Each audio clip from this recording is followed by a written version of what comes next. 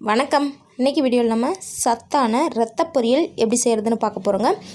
ரொம்ப டேஸ்டியான ஆட்டு ரத்த பொரியல் எப்படி செய்கிறதுன்னு வாங்க வீடியோவில் பார்க்கலாம். ஃபஸ்ட்டு ஸ்டவ் ஆன் பண்ணிவிட்டு ஒரு வாணலி அடுப்பில் வச்சு அதில் 2 டேபிள் ஸ்பூன் அளவுக்கு எண்ணெய் சேர்த்துக்கலாம். எண்ணெய் நல்லா சூடானதுக்கப்புறமா 1/2 டீஸ்பூன் அளவுக்கு கடுகு, அதுக்கப்புறம் 1/2 டீஸ்பூன் அளவுக்கு உளுந்து சேர்த்துக்கலாங்க.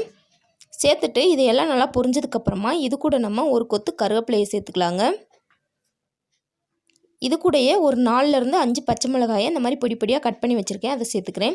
இந்த ரத்த பொரியலுக்கு மிளகாய் தூள் எதுவும் சேர்க்க மாட்டாங்க, பச்சை மிளகாய் மட்டும்தான். அதனால் உங்கள் காரத்துக்கு தகுந்த மாதிரி சேர்த்துக்கோங்க. இது கூட ஒரு 15லேருந்து 20 சின்ன வெங்காயத்தை கட் பண்ணி எடுத்து வச்சுருக்கேன், அதை சேர்த்துக்கிறேன். சேர்த்துட்டு வெங்காயம் நல்லா பொன்னிறமாகிற வரைக்கும் வதக்கி விட்டுக்கலாம். வெங்காயம் இந்தளவு நல்லா பொன்னிறமாக வதங்கினதுக்கப்புறமா இப்போ இது கூட நம்ம ரத்தம் சேர்த்துக்க போகிறோங்க. நான் ஒரு ஆட்டு ரத்தம் எடுத்திருக்கேங்க. இதை நல்லா கழுவிட்டு இப்போ இதை நம்ம நல்லா கரைச்சிக்க போகிறோங்க. உங்களால் எந்த அளவு முடியுமோ அந்தளவுக்கு கட்டிகள் இல்லாத மாதிரி நல்லா கரைச்சி எடுத்துக்கோங்க. இந்த அளவு நல்லா கரைச்சதுக்கப்புறமா இதை நம்ம வதக்கிட்டு இருக்க வெங்காயம் பச்சை மிளகாயோடு சேர்த்துக்கலாங்க.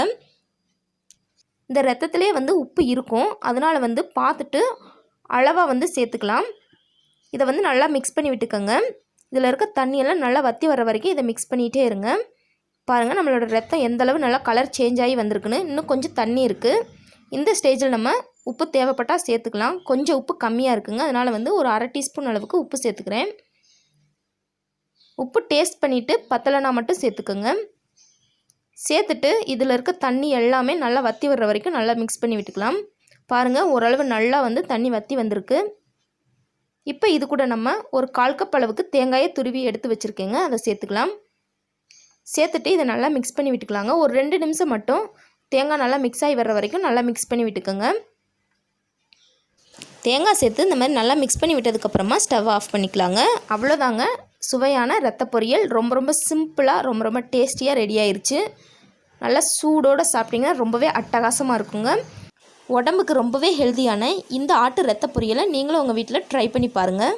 ட்ரை பண்ணி பார்த்துட்டு எப்படி வந்துச்சு அப்படிங்கிறத மறக்காமல் கீழே கமெண்டில் சொல்லுங்கள். இந்த வீடியோ உங்களுக்கு பிடிச்சிருந்தால் லைக் பண்ணுங்கள், ஷேர் பண்ணுங்கள். மறக்காமல் நம்ம சேனலை சப்ஸ்கிரைப் பண்ணிக்கோங்க. தேங்க்ஸ் ஃபார் வாட்சிங்.